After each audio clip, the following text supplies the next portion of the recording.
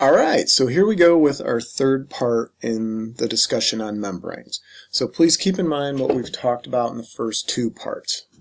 Composition of a membrane, phospholipids, the proteins, the cytoskeleton, all the structures and features associated with cell membranes. We then were discussing how molecules move. So diffusion, movement of molecules from high to low concentration, no membrane required. Smelling popcorn cooking or smelling pizza in the oven, that's diffusion. So molecules can move through a membrane provided they are small enough. Now if the molecule is too big to fit through the membrane, just if it can't slip between those phospholipids or it cannot go through the proteins, then it triggers osmosis. So osmosis is the movement of the water through the membrane in response to the solute concentration. So water always moves towards the area of high solute concentration. So an easy way to remember that, if salt is the solute we're talking about, so sodium chloride, if there's a bunch of it inside the cell, water goes in the cell. If there's a bunch of it outside the cell, water goes outside the cell. Salt sucks is an easy way to remember which direction the water will move if we're talking about osmosis. So all of those processes do not require any energy. They're just natural molecular motion. What we want to look at now is how cells can actually bring substances into the cell. Usually it's against the concentration gradient. It's going from a low concentration to a higher concentration against the natural flow, and that requires energy. This is what's known as active transport. So active transport is the movement of molecules through a membrane against the concentration gradient, and it requires energy in the form of ATP. So here's a nice quick little example how sodium ions are getting moved through the cell membrane. They're actually getting pushed outside of the cell. So if the cell builds sodium or has sodium in it and it's trying to get rid of it, it will use active transport. It has a specialized membrane protein. The sodium binds to it. ATP allows the sodium to then get pushed and released outside the cell, so it then can get out of the cell. The exact opposite can happen with potassium. So potassium comes into the cell and can get brought in with that same protein structure there, bringing potassium in. So we will see a thing involved in muscle contraction called a sodium-potassium pump. You're looking at it here. It causes sodium concentrations and potassium concentrations inside and outside of the cell to change, but it uses ATP to do active transport. So here's the example of the sodium-potassium pump. So again, using ATP to push those substances through the membrane, causing it to go in a direction that it normally we wouldn't expect it to go. A low concentration to the higher concentrated area, but that takes energy, and that's active transport. So a lot of ions are small enough to go through the membrane or to be brought in with the proteins. But sometimes the cell produces products that are extremely large and it needs to get rid of them, or the cell wants to bring something in that's extremely large relative to the size of the proteins in the cell membrane. So the white blood cells are a good example of this. Those defend your body. They flow through the bloodstream. They go throughout your entire body. They look at receptor proteins and recognition proteins, and they identify what can actually stay and what needs to get destroyed. And if the white blood cell finds something in your body that doesn't belong there, it doesn't have that right identification marker protein, it will try to destroy it. And generally the way it destroys it is by engulfing it, literally eating it and swallowing it and bringing it inside of the white blood cell and destroying it with digestive enzymes. So when substances are brought into the cell that are too large to go through a protein channel. They're too large to go through the membrane, yet they're still brought in. This is what's called endocytosis. So endocytosis is bringing a substance into the cell. There's 3 examples or types of endocytosis. First one is called phagocytosis. This is where you're bringing in a large substance. So up in the top of the image here, A, that's your white blood cell eating bacterial cells, trying to destroy them, trying to kill them by engulfing them. So the plasma membrane of the white blood cell bumps into the bacterial cell. The white blood cell's plasma membrane starts to fold inward. It continues to fold inward, and eventually it wraps itself around the bacterial cell, and then it brings it in. And now the bacterial cell is wrapped in a little bag, what we call those vesicles. That bag is now inside the cell. The lysosome can go to town on that bag and destroy it. So that's bringing something big into the cell. Right beneath it is a thing called pinocytosis. Now, little things, little solutes, they're still too big to go through a protein or through the membrane, but little solutes are brought in through pinocytosis. This is often called cell drinking. Same concept. Plasma membrane creates this fold or pocket. Those solutes fall into the pocket gets deeper, it wraps around the solutes, pinches off, and moves into the cell. So now you have a bag or vesicle full of all these little solutes. The cell is going to break those solutes down and use them for whatever purpose it needs to. And then the third type on the bottom here is called receptor-mediated endocytosis.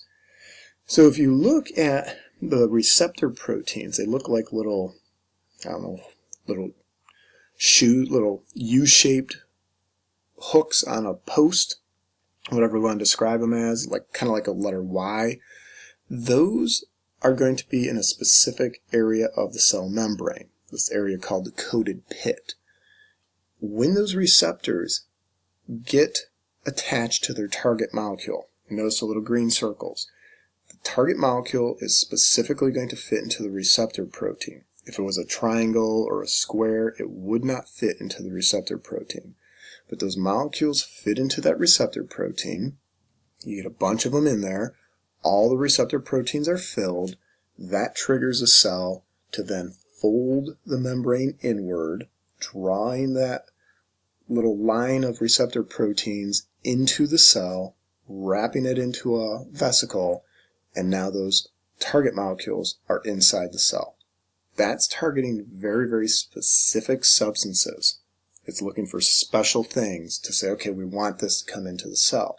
What we'll see with genetics, sometimes people have genetic disorders where their protein, the receptor protein, is not shaped correctly, and it can never bring in target molecules. And those molecules cause reactions to happen in the cell. So research is looking at people with dwarfism and looking at the receptor proteins and finding out that sometimes those proteins don't have the shape to actually bring in the growth hormone into the cell that allows normal cell growth. So they're wondering and trying to research this to decide or determine if that is the reason why people are genetically considered dwarfs, because they can't actually bring in growth hormone. They make the growth hormone, they produce it normally, but their body cannot bring it into the cells because of those proteins. And then the cells can't grow to the normal size and development doesn't occur, all because of a bad receptor protein. So these are all bringing things into the cell. Now the exact opposite is when things get expelled from the cell. And this is called exocytosis. You're excreting something from the cell, releasing it. So the cells, let's say the cell makes testosterone, produces it at the protein factory, puts it in a bag. The bag gets processed at the Golgi. The Golgi then ships the bag goes up to the plasma membrane, and when it hits the plasma membrane, the bag or vesicle literally blends itself into the plasma membrane and releases all of the testosterone outside of the cell into the bloodstream. So the vesicles, keep in mind, are little bags that have a phospholipid membrane. So that membrane can easily blend into the plasma membrane. Same basic structures. It just fuses into that membrane and now becomes part of it. So it's a way to expel or release products from the cell that are too big to go through a protein channel. The cell doesn't want to push them out using ATP. With the active transport, it won't fit through the membrane itself, so it's excreted. So exocytosis, exiting the cell with a large product. So we'll see that happen with lots of cells as they produce products that need to be transported throughout the body. So the last thing I'm going to mention, Table 5.2, right out of your book, whether it's a smart book or your paper copy, it's a good way to kind of look at the Cliff Notes version. What are the key movement or the key ideas, the key processes here? It talks about diffusion, facilitated diffusion, osmosis, active transport, endocytosis, and exocytosis, how it works, and then some examples. Okay, so what I want you guys to be able to remember, definitely the key processes here that we've talked about in these lectures, and think about examples. That's the best way to put this into a real-world context. So when you guys are out eating, when we're breathing air and our body is absorbing things, which pathways or which processes are we experiencing? Why do we have to pay $13 a bottle for saline solution for contacts? If you guys wear them, think about how much that bottle solution costs. Why can't we just use tap water? Why can't we drink water from the ocean? There's so much water there, yet the vast majority of life can't use it, or I should say mammals, terrestrial mammals can't use it. And one last thing, one last idea, seed to plant in your mind. We cannot survive with salt water, but there are species out there that can live in salt water and then go up into fresh water and then go back to salt water and go back to fresh water. Their body is bouncing back and forth with these different concentrations and regulating the different concentrations of salt and balancing that out so their cells don't explode or their cells don't shrivel up. So you think about which body system is essential for that osmotic regulation and making sure your body has that balance. So here's an example of an animal that can regulate that salt balance instantly. These are bull sharks, or it's a bull shark, and beneath it's actually remora and another fish. But the bull shark lives in the ocean, is adapted to salt water, yet it can swim upstream. It can go up a river, swim up a freshwater river, and balance the salt concentration out in its body. Bull sharks have been recorded as far north in the Mississippi River as Alton, Illinois, in the St. Louis area.